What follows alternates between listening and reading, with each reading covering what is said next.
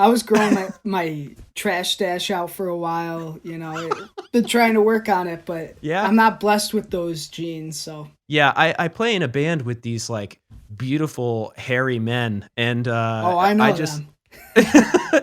and I just look like a hairless chihuahua compared, you know? Hey, James here with another episode of the DIY Music Management Podcast. I'm stoked for today's episode because I've got my buddy Jordan Wolf with me, and he's going to be telling us about ways to get in front of new people without having to spend any money. And before we dive in, you know the deal. Please like, subscribe, share, do all that shit. All right, we're going to hop into this chat here, and I want to introduce my good buddy, Jordan Wolf. He independently manages emerging artists and helps them do day-to-day activities, and all while working in the industry with companies like Spirit Music Group and Universal. Thank you for being here. How you doing, buddy? What's going on? I'm doing great. Thanks for having me, James. And you and I, we've worked together on a couple of campaigns on some playlisting for my solo project, Haunted Continents, which was an amazing thing to be working with you. For everybody that's tuning in here, do you want to give us just sort of like the Twitter version of your career in the music industry? I love that. Yeah, how did you get here? I knew I wanted to work in the industry in high school, so, did the whole college degree thing. After that, I interned at Spirit Music Group and eventually worked there full-time in the sync licensing department. From there, I realized, I really wanted to give artist management a shot.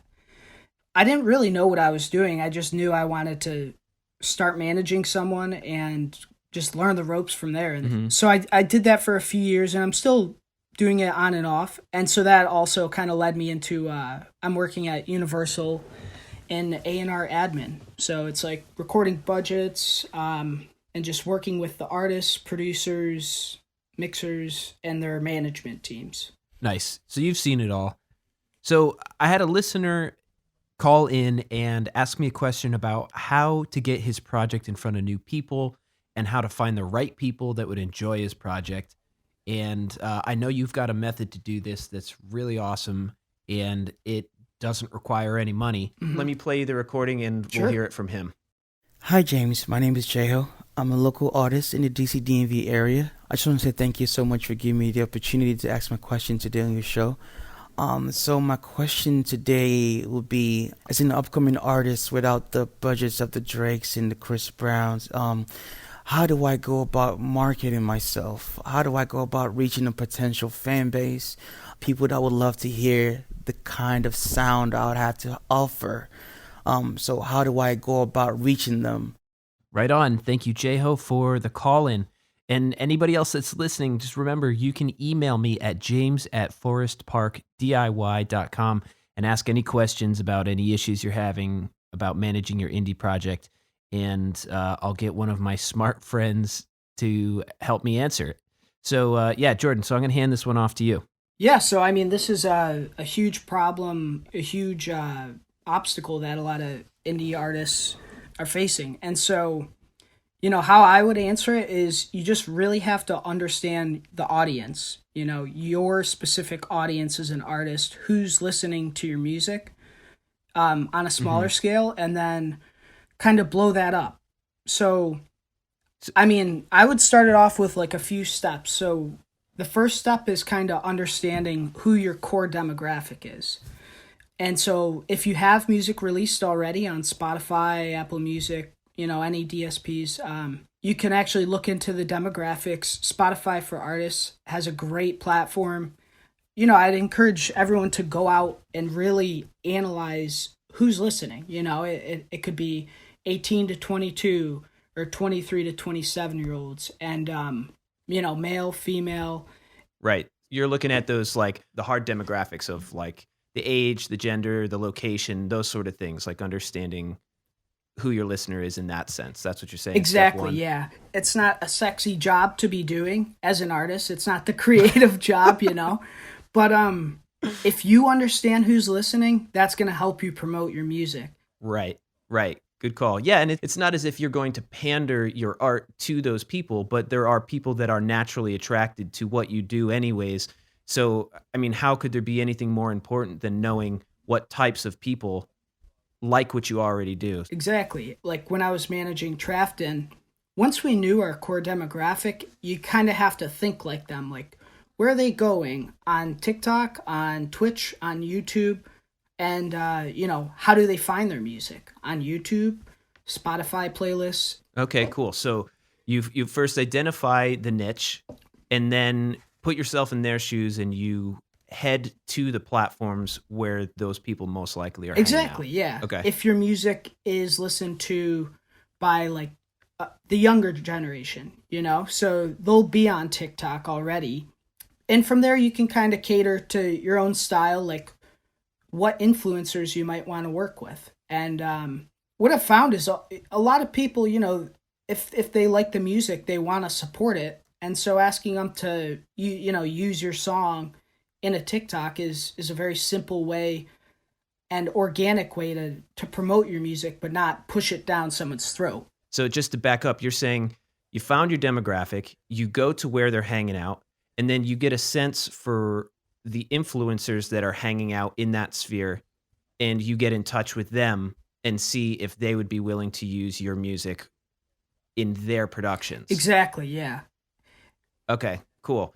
And I remember you mentioning that you did have some success with that. Can you tell us a little bit about that whole scenario? It's actually, it's probably our biggest like case study success. So yeah, we reached out to this one influencer and she was great. She liked the song and she was willing to put it into one of her clothing haul videos, and gave him a shout out. Said, stream his new song below on Spotify. I think it got like 250,000 views. And in the comments section, that's where all her fans were turned on to this new artist, and they were, oh, love the song, now streaming on Spotify. I love that. And did you notice an increase in streaming or profile likes or anything? Did you see anything happen? We did, yeah. That's amazing. And so what you're doing is you are breaking out of your bubble. So to go back to the question of how you can reach a new audience and how you can promote your music with no budget, this is one great way to do it. I'm sure that there are many, but what an incredible thing to do, because you're providing value to somebody else. They're helping you. There was no money exchanged, and you're getting what you want out of it. Yeah, and our whole goal off of this placement, it wasn't necessarily to make money right off the bat and charge her money, because, let's be real, if you're starting out, you don't have that leverage. This is an awesome hack, but obviously it takes a lot of work. Mm-hmm. Do you think you could give us a quick breakdown of the things that you've learned about reaching out, Sure. finding them, learning their contact info, and perhaps a little bit of etiquette in the emails that you end up sending? Yeah, so going through the process, it is tedious to research these people, find their contact info. That being said, however, you want to specialize, like find a specialized niche of people to contact, rather than just, emailing 200 influencers and your music just might not fit. So that's inefficient. It's worth your time to spend the minutes doing more refined research and getting a smaller but more potent list of potential contacts, as opposed to blanket emailing more 100%. people. So email is the way to be reaching out? Yeah, I think I've found the most success through email. And how do you find the emails? TikTok doesn't have emails. What I've found is if you are looking to contact a TikToker, if they have an Instagram account linked to it, click on the Instagram account, and typically you can either find their info on the Instagram account or just do a simple Google search, and okay, their info will be on their YouTube channel or Instagram. Okay, so you're doing a little bit of gumshoeing here. You're finding them and you're researching these folks to see if you can find an email address. Yeah, 100%. So, okay.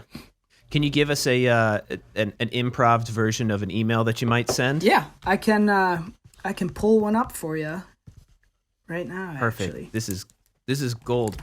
So I addressed a blog, and like I said, do your research. So I found a similarity, and I found an artist that they posted that I knew of. So I I included that, and I said, hi, my name's Jordan. I came across your blog after, an acquaintance performed at a show that your agency promoted.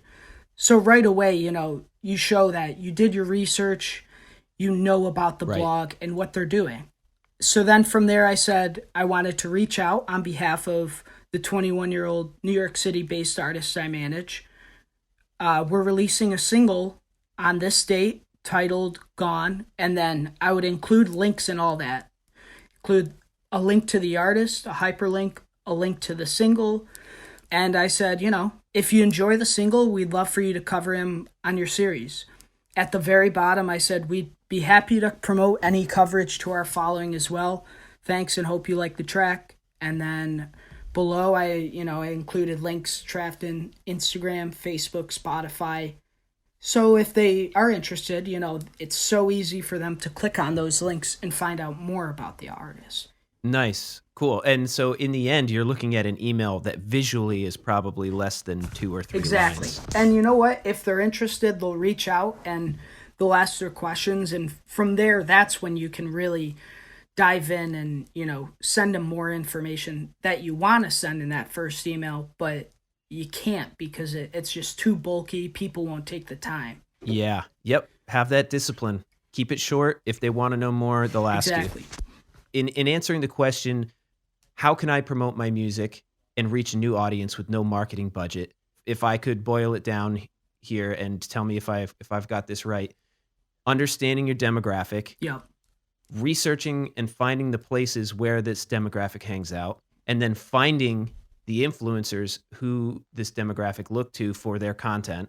So you reach out to these influencers and you offer them music and they can offer you placement. Exactly. You got to do your research. You got to make these people feel like they're not being blanket emailed, and you really got to be offering sincere intention to give back. Exactly. Yeah. It's all about it going both ways. This is great shit. I know for a fact that there are going to be people who listen to this thing that are going to be fucking stoked. Amazing. Well, I'm glad to, help out and pass on my 2 cents of my experiences in this crazy fucking industry. You're always thinking about it. Yeah. Yeah, man. Well, yeah, sounds good, and thanks so much for having me. Yeah, of course, dude.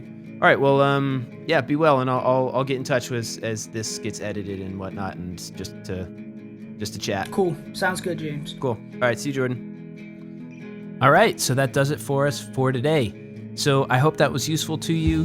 Get out there and get yourself heard. Thanks again, Jordan, for joining us. And thank you again, Jeho, for the call-in question. And if you're listening and you have a question that you'd love to have answered, please email me at james@forestparkdiy.com. I will address it on the show. Please remember to like, subscribe, share, do all that shit. And I will see you next time around.